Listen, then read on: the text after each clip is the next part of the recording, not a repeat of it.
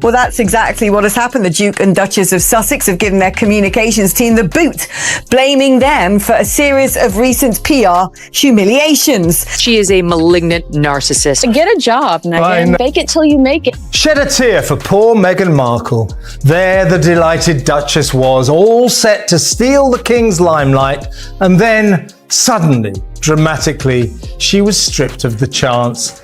Damn! Harry and Meghan are their own worst enemies. This is a disaster. This is a flop. Whatever the hell that means, perhaps she'll take solace in her own expanding opportunity. You're in America now, and we don't give a shit about you. Unlike for Harry and Meghan, who yet again seem to have axed their entire staff body. Okay, so this silly cartoon made fun of Meghan Markle, and she got super mad, like really mad, and she fired her whole team, locked emails and all, and even tried to get it deleted, but that didn't work, and now everyone is talking even more, and then things got even crazier. You just can't leave us alone, can you? Oh my god, he's so obsessed with us! No more magazines and Netflix shows. We really can live a normal life. What matters is what we have on the inside.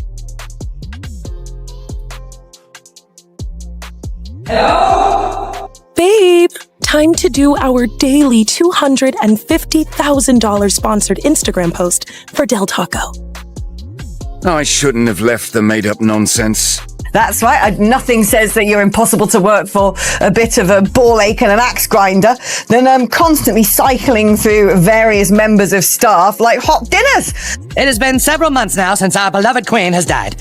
All Canadians are finding it hard to go on. All Canadians, that is, except for our first guest, the Prince and his wife. And after the comedy of errors that was American Riviera Orchard and the ongoing chaos of Manic Meg's scam jam car crash as ever, perhaps caution is called for here. Okay, so Meghan and Harry went full chaos mode and fired everyone like people didn't even see it coming. Their emails just stopped and phones went off, and these were the same folks who always helped them, but this time they were blamed for everything, and honestly, it felt more like panic than control, and the real drama wasn't even here yet. I feel like the focus is starting to shift off of me. Maybe in editing you'll fix it. I thought we were moving forward, Meghan. Well, we're not. So it seems to me they're resorting to becoming basically a version of the royal Kardashians. Way, we can't wait for it. That's fine, I'll go it alone. Just like Meghan Markle and Prince Harry. It's that mocking, mimicking, disrespectful way that she does everything in her life. So this one cartoon episode started all the drama, like it hit Meghan so hard she freaked out. The South Park joke called "Respect Our Pregnancy" made fun of her brand and everything she built after leaving the royals, and it messed with her big time, like she couldn't handle it and things went wild at her place with meetings turning messy and staff leaving before the show even aired, and what she did next proved she'd do anything to shut it down. Look, Kyle, we just kind of don't care about some dumb prince and his stupid wife. I don't care about them either. So then why do you talk about them all the time? I'm sick of hearing about them, but I can't get away from them. They're everywhere, in my face. Yeah, now you're putting them in our face. Fine, I won't talk about them anymore. Thank you. Okay, just one last thing. Did you know the prince? I'm sorry. It's so funny, too, that you keep calling me Meghan. You know, it's Megan now. And how negative, I mean, how toxic must this workplace be to burn through so many people and accomplish so little? People were saying meh. It's not meh. It's pronounced me.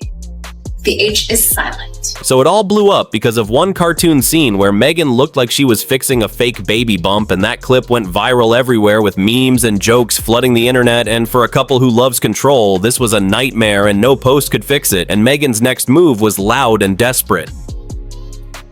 I don't care. Don't care.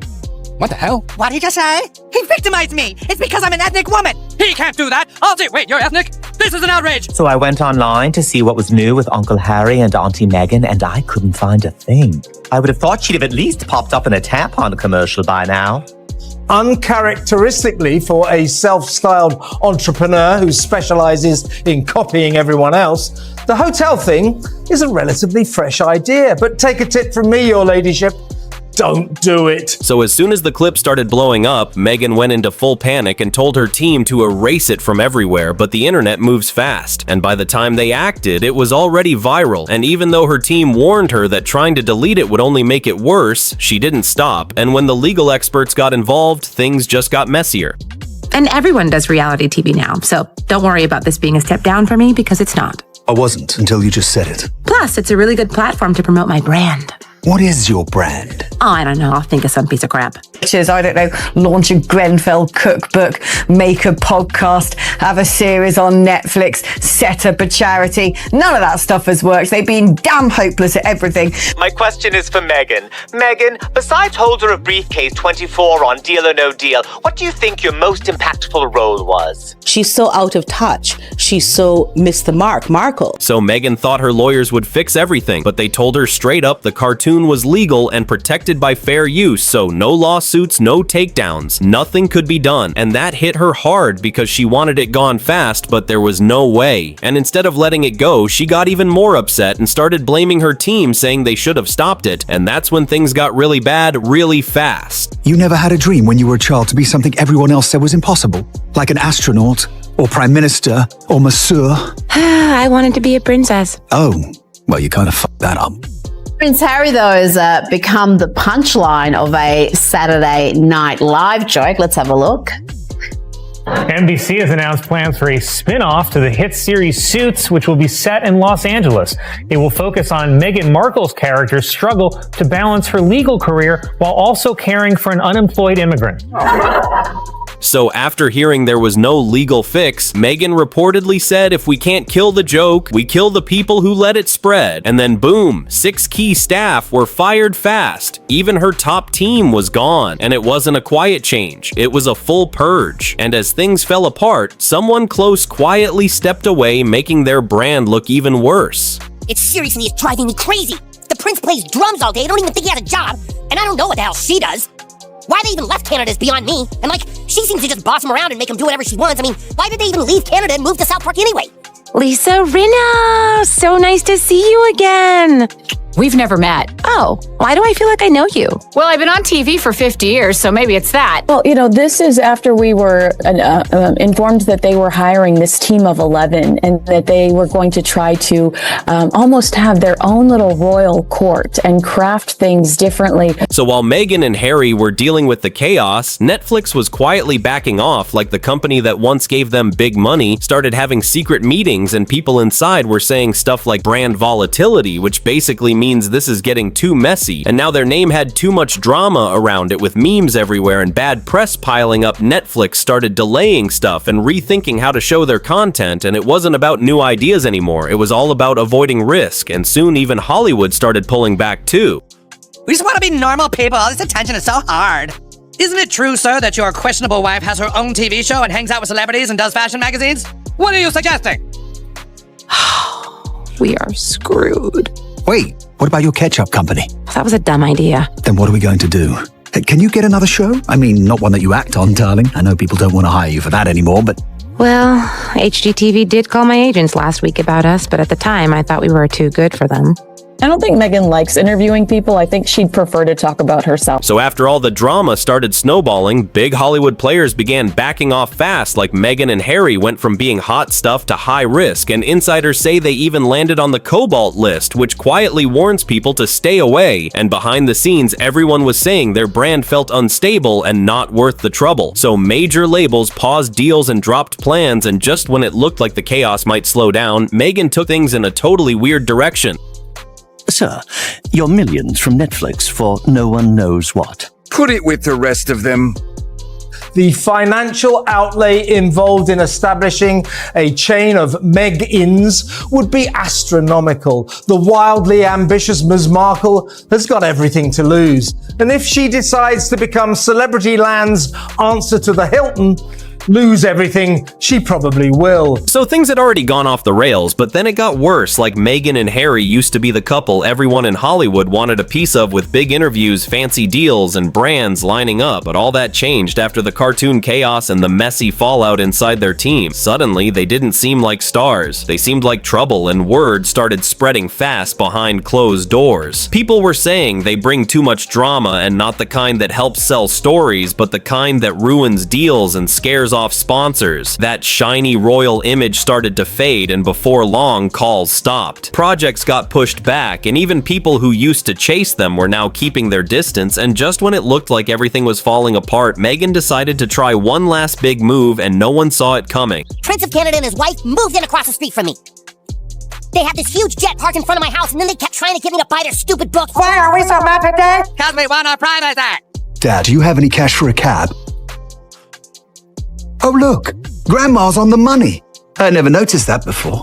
I mean, they're basically the same thing, aren't they? But one lot had famous guests, whereas now no one likes her, so they have to have unfamous guests. So instead of running from the joke, Meghan and Harry did something totally unexpected. They decided to use it and brought in this fancy agency called 𝐃𝐢𝐬𝐤𝐸 Media with a wild plan called Weaponize the Laugh, where they'd take the South Park parody and turn it into a strategy by acting cool with it and making fun of themselves, like remix the memes, lean into the drama, and look all clever and self-aware. And honestly, it sounded kinda smart, like ride the wave instead of fighting it. But the crazy part was how much it cost. Like, people were shocked because their brand was already shaky, and now they were spending a ton on this risky idea, and no one could tell if it was brilliant or just plain reckless, and their next move would either save everything or totally blow it up. There's this horrible spy who lives across the street from us, and we're gonna get him back by changing our brand. Is this you? Sorority girl, actress, influencer, victim. Yeah, that's totally me. Okay, I see. And then you added your husband to your friends and family account. You must be the royal prince, millionaire, world traveler victim. That's right. So Meghan and Harry spent big on a new image while everything was already falling apart, and their idea to turn the memes into something positive sounded smart at first, but most insiders weren't convinced, since deals were already slowing down and brands were stepping back. The whole thing felt more like a last chance than a strategy, and with so much money on the line for a brand, losing trust fast, it became a serious risk, and instead of winning people over, it only raised more questions about their judgment. Park County Police Station, what's your emergency? Yeah, the neighbors across the street are setting off fireworks, and it's 10:30 at night. Oh, is it the Prince of Canada and his wife who just want to be left alone? We are here because privacy is a basic human right. How many more princes and his wives have to live in this nightmare? Hey, you ever heard of a thing called privacy? Yeah, nobody gives a shit. You two just shut up and go away. So things really started falling apart when Meghan and Harry's image totally shifted, like they used to be seen as bold and powerful, trying to shake up the royal system. But now they started looking more like reality stars stuck in non-stop drama. And people weren't even joking anymore when they compared them to the Kardashians. It started to sound real with failed podcasts, awkward public appearances, and deals getting delayed. Their whole brand started to lose meaning. Meghan, who once looked like a global voice for change, was now being turned into memes and punchlines, and people were seriously asking, what does she even stand for now? And does she even have a clear idea herself? And the sad part is that there was a time when everyone admired her hustle and ambition, but now it all just felt chaotic and scattered, and that same media spotlight she tried to control flipped on her and started dragging her at every turn. And even with all that mess piling up, the craziest part was it wasn't over yet, because the final twist was still coming, and it was the hardest hit of all. Look at this town. There's just something about it. Can we really move here and finally have our own privacy? My love, I will do anything for your privacy. Hey! Hey, you! Hey! What are you looking at? You ever heard of privacy? What? So imagine how wild this all turned out. Like, it started with a cartoon leak and ended up flipping Meghan and Harry's whole world upside down. They didn't just lose the story, they lost their team, their deals, and even the people who used to cheer them on. And that South Park joke wasn't just a laugh, it hit hard. And the more they tried to shut it down, the louder it got. And Meghan trying to delete the joke basically gave it a spotlight. And no matter what they tried, like firing people, switching up their brand, or hiring fancy PR, none of it worked. And what we saw wasn't just a slip up, it was a slow fall of a brand that couldn't figure itself out. And now, even with a new agency and a risky meme plan, their name feels more shaky than ever. And yeah, maybe they'll bounce back, but right now it looks like they're just hanging on in a storm they accidentally made themselves. Okay, if you're still here and loving the drama, don't forget to hit that like button, follow 𝐃𝐢𝐬𝐤𝐸 Reports for all the wild updates, and drop your hot takes in the comments, because this story is just getting started and you know we're not missing a single twist.